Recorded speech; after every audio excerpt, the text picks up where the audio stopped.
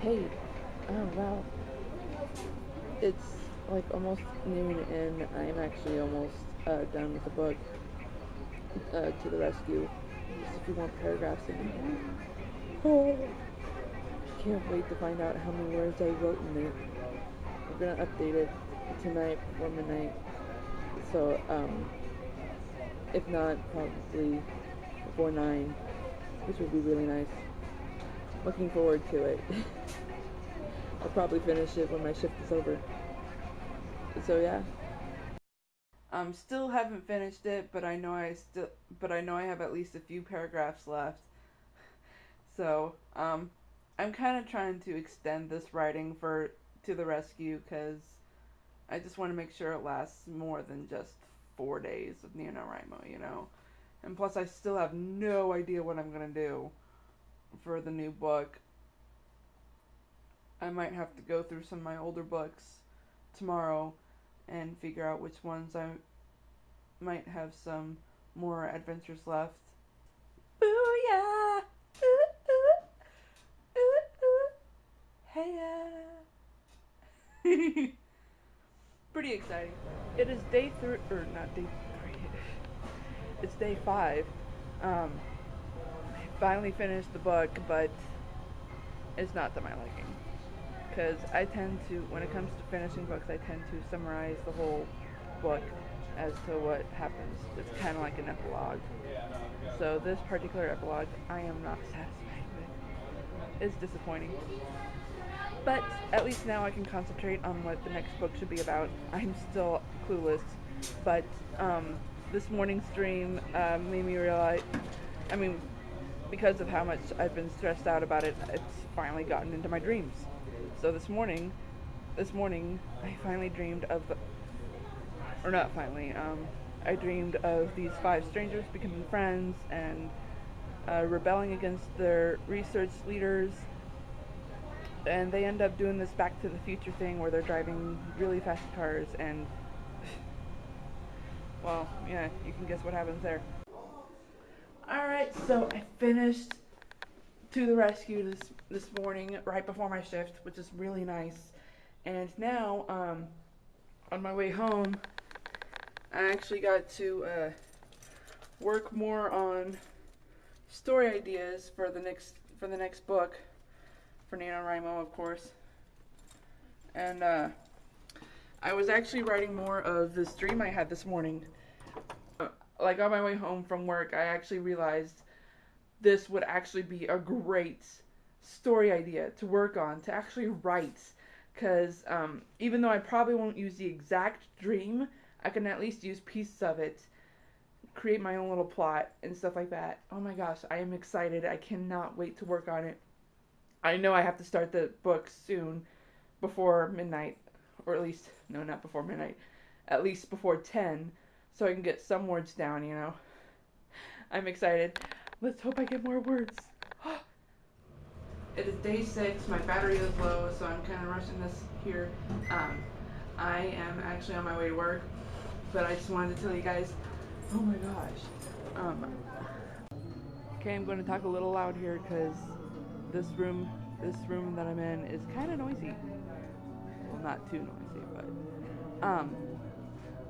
so I am not going to use that dream that I had yesterday morning, or no, not yesterday morning. Last week.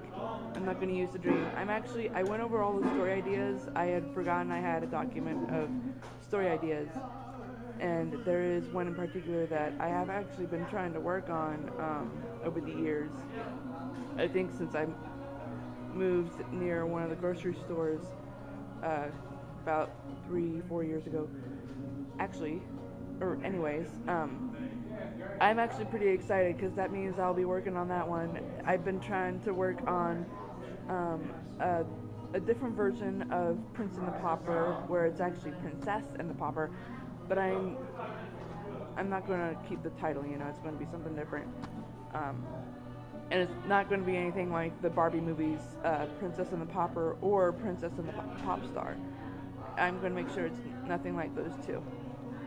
So, wish me luck. Hey everyone, it's Allison again. The writing is going pretty good, but I'm realizing even before I started writing it, I don't really have a villain, and I'm pretty sure I can figure that out soon. Hopefully before the end of the week, or even better, hopefully before Thursday. So let's hope that works out. And another thing, I am actually doing pretty good on the writing. I'm introducing the popper first, which I think is going really good so far. I just need to figure out how to smoothly transfer from her to the princess.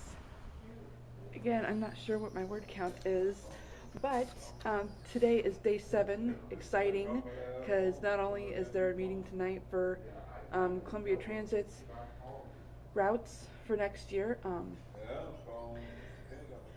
I am still on the market scene at the beginning of the book, where Taneski is trying to do her way of life, which is kind of like an Oliver Twist kind of deal, of course. I think that's where the Prince and the Pauper story came from, but I'm not positive, considering that original story happened probably decades before Oliver Twist. Who knows, though. Other news, if you're following me on here because of the book reading project I'm doing, heads up, I will probably not be working on those for a while. November has just been a really busy month, and I don't know if I can finish the book reading project this month. I was really hoping to, but apparently not. Today and the day that I started the book, I think those two are the only days where I wrote the most so far, which is really nice. Hitting that 600 mark, I'm actually glad, because now I can focus. I'm almost done with the market scene, actually. That's actually what I like to do, type everything up at the last minute. My way of procrastination. Laters! Day 8, and I haven't made any progress.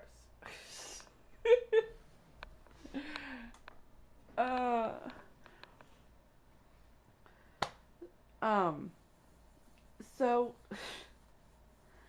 I haven't done squat today, except for maybe writing an idea for a villain, or rather just a plot to make it seem like there's a villain. So that temporary title I told you about, Surviving a War, I'm realizing I probably could use that title, probably because I could try to create some sort of hatred between the Paupress and the princess's families. I mean, it's kind of a typical thing, but I honestly don't know what else to do, you know? There's just so many things I could use for villains and thickening plot ideas that I can't think straight, you know? I am terrible thinking abstract, and I think that's what this is. Oh, jeez. Somebody help me. I am going to be using a certain language not very many people know, mainly because they have the book that I do. And I'm about to show you. This is probably going to be a copyright, but hey. Atlantis, the Lost Empire. The illustrated script. I'm excited, basically because I've always wanted to use language no one really knows very well, but can be found in by researching deeply. So I'm excited, but still I have no idea what to use as a villain. I have no idea how to thicken the plot for later on in the story. Let's hope my weekend results will be awesome. Because tomorrow I have bowling practice, and then Sunday there's this 31 bag party that my friend is hosting for her friend. And then there's the series finale of Shake It Up Chicago. Like I said before, I need help. Oh!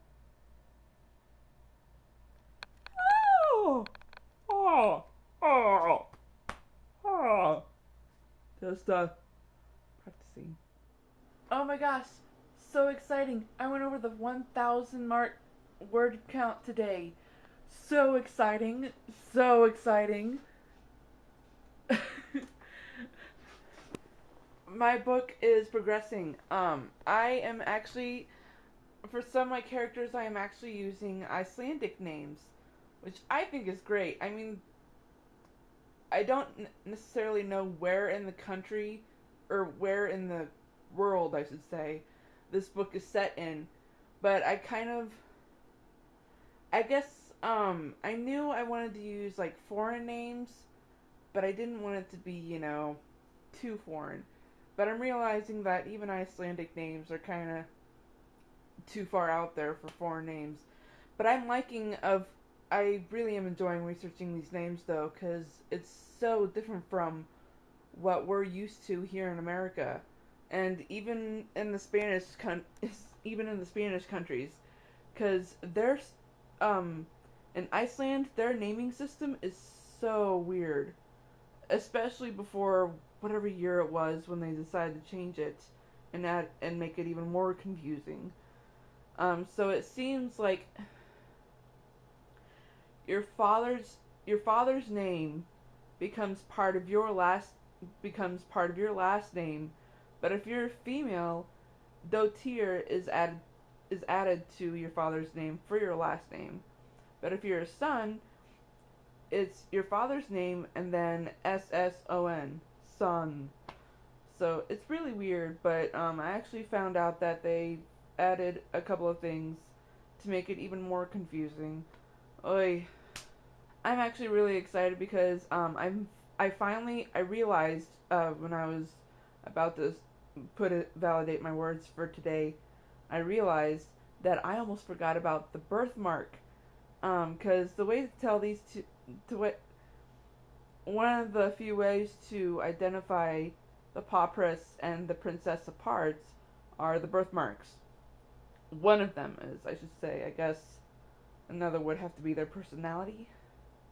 Because they both like different things, obviously. But, but, like, I wanted their birthmarks to be somewhere not obvious, but, like, I wanted to make sure that the birthmarks these two would have are either not in an obvious spot, like the arms or legs or anything visible. I decided to choose behind their ears. And in some cases it can be seen from the face, I suppose, if you look at particular angles. So I've decided that the shape that the pauperess has, her birthmark will be the shape of a bell. But for the princess, I haven't decided yet.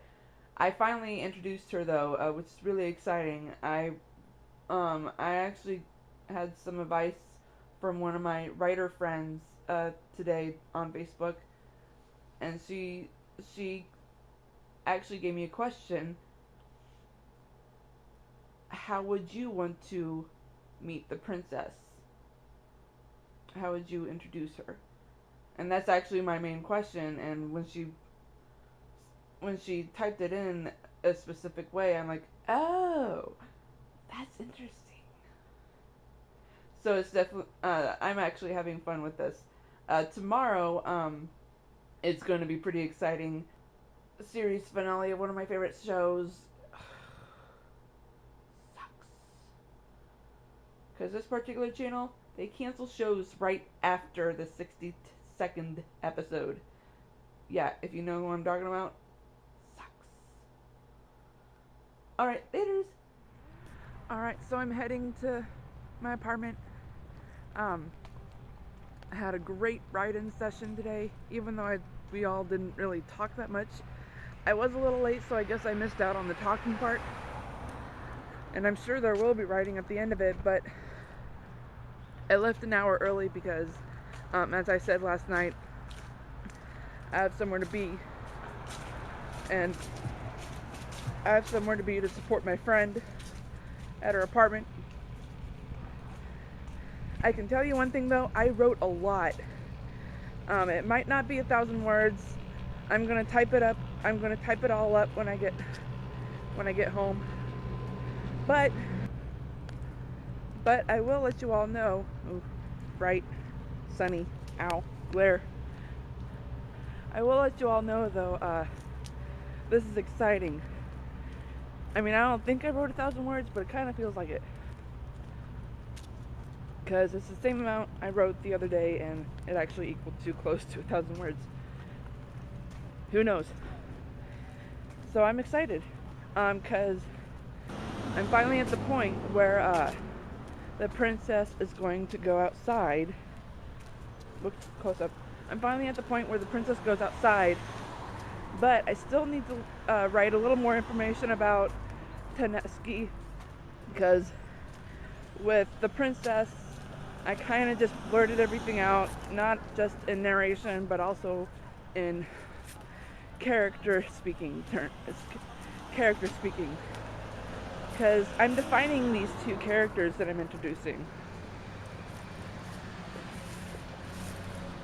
I'm introducing these two characters, and I'm putting a lot more information on them than I have with, well, not more, but I feel like I need to tell more about Taneski.